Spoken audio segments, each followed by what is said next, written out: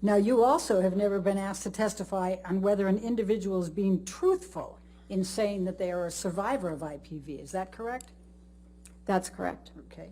And you have never qualified as an expert to speak to whether a person suffered from IPV, intimate partner violence, or was a victim or survivor of IPV. Is that correct?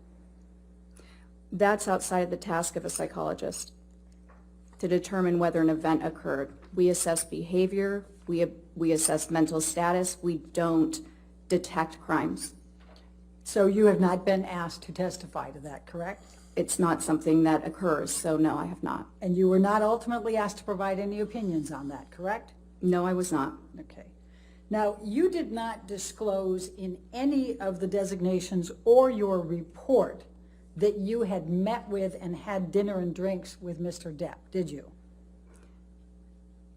I'm sorry, can you repeat that one more time? Yes, That you did confused not me. disclose in any of the designations or in your report that you had dinner and drinks with Mr. Depp, correct? I did not disclose that I was interviewed by the legal team, no. I asked a different question. Are you trying to resist that you didn't have dinner with Mr. Depp and drinks? I'm not trying to resist that, but it's not quite right. You What did you're have dinner with stating. Mr. Depp, did you not? I did, with And his you had legal drinks team with and Mr. Depp, did you not? And what? You had drinks with Mr. Depp, did you not?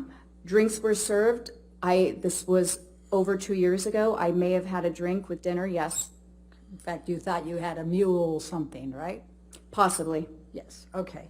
And you didn't disclose that you had met with Mr. Depp, Mr. Waldman, Mr. Chu, and Ms. Vasquez at Mr. Depp's house for 3 to 4 hours and had dinner and drinks, correct? I did not disclose that. It's not significant to the report.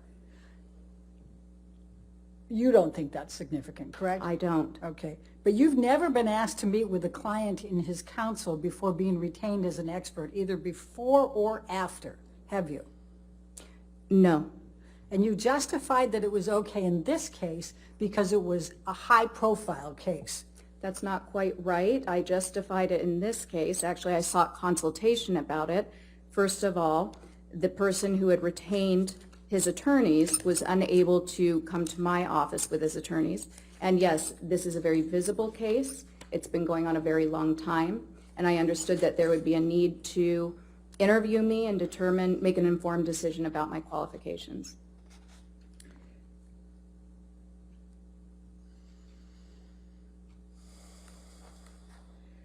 Can you look at page 240, please?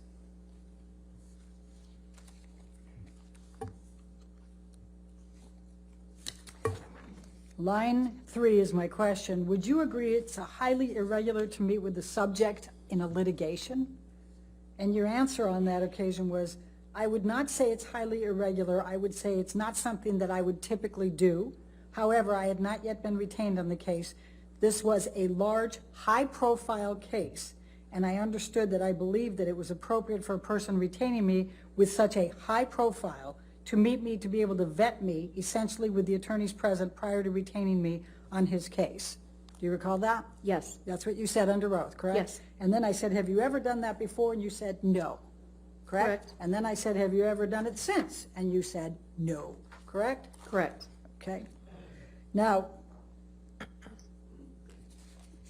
would you agree that if you did not find something that would be in favor of Mr. Depp and negative to Ms. Heard, that you wouldn't be an expert in this case?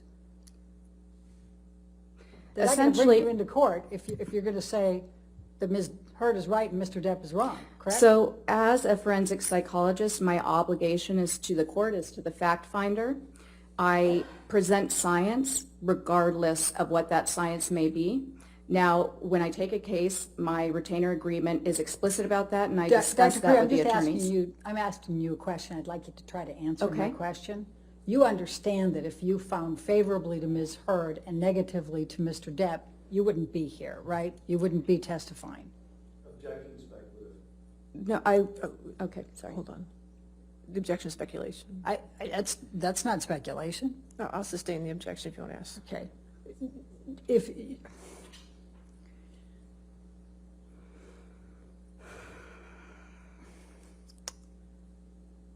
I It goes to bias, Your Honor.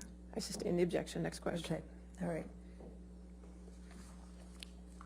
You were, in fact, so excited about being involved in this case that you told your husband, even though this was a highly confidential matter, that you were going to be conducting the examination of Ms. Hurd, didn't you? That is not accurate.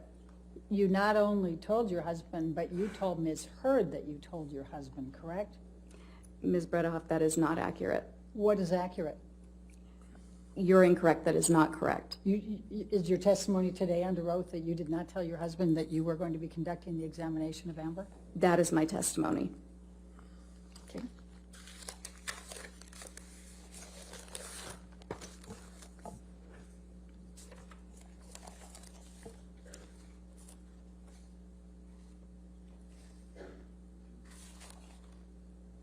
Let's go to page 306.